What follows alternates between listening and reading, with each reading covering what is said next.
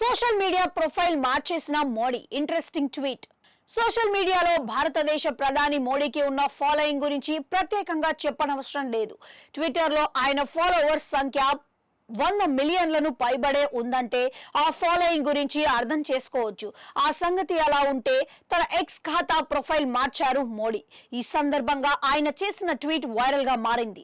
అవును, స్వాతంత్ర దినోత్సవం సమీపిస్తున్న వేళ దేశ ప్రజలకు మోడీ ఎక్స్ వేదికగా పిలుపునిచ్చారు. ఇందులో భాగంగా అందరూ హర్ ఘర్ తిరంగా అభియాన్ లో పాల్గొనాలని తెలిపారు. ఈ సమయంలో తన సోషల్ మీడియా ప్రొఫైల్ కూడా మార్చేసిన మోడీ ఎక్స్ ఖాతా ప్రొఫైల్లో త్రివర్ణ పతాకాన్ని ఉంచారు. ఈ నేపథ్యంలోనే హర్ ఘర్ తిరంగా ప్రచారంలో పాల్గొనాలని పిలుపునిచ్చారు.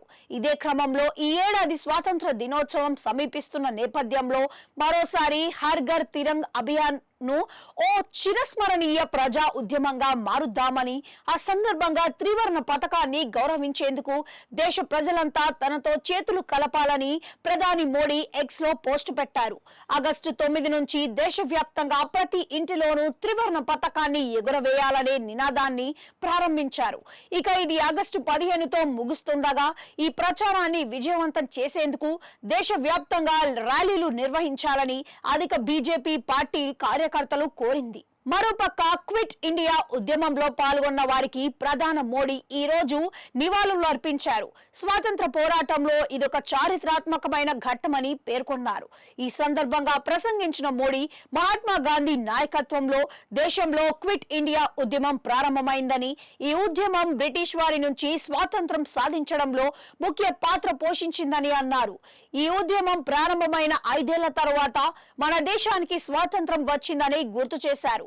ఏమిటి హర్ ఘర్ తిరంగా ప్రచారం? త్రివర్ణ పతాకాన్ని తమ ఇళ్ల వద్ద ఎగరేయాలని ప్రచారాన్ని ప్రధాని మోడీ స్వయంగా చేపట్టారు. 2022 జూలై 22 నుంచి మోడీ సర్కార్ స్వాతంత్రం అమృత మహోత్సవ అభియాన్ కింద ఈ ప్రచారం ప్రారంభించారు. నాటి నుంచి ప్రతి సంవత్సరం ఈ ప్రచారం నిర్వహిస్తున్నారు.